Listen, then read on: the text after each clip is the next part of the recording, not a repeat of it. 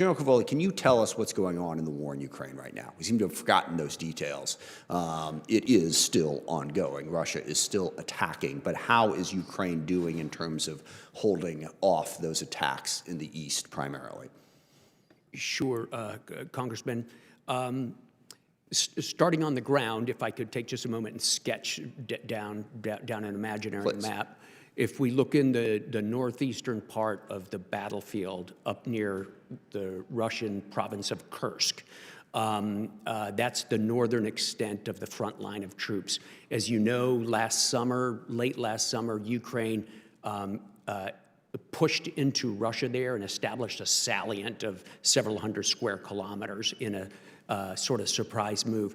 They've continued to hold that. The Russians vowed to kick them out by the end of last September. The Ukrainians are still there. There's still a certain number of brigades. I could go into the details. Sure. But I guess in general, is it fair to, Russia has been throwing a lot of troops and taking a lot of casualties, particularly in the last month or two. Has that stalled across, you go from Kharkiv down to Kherson, basically the front, or are there places where Russia's making progress? So Russia has stopped making progress in Kursk right now. They haven't been able to dislodge the Ukrainians. If we come all the way down the front along Chasiv Yar and the towns in Lugansk, if we go down to Pokrovsk in Donetsk, the Russians' attacks seem to have petered out.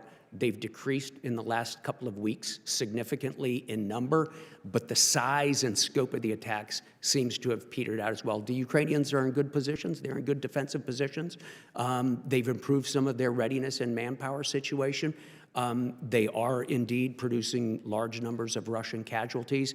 In a couple of minor places, the Ukrainians have actually gained some ground back, but I do not see the Ukrainians being in imminent danger of collapse.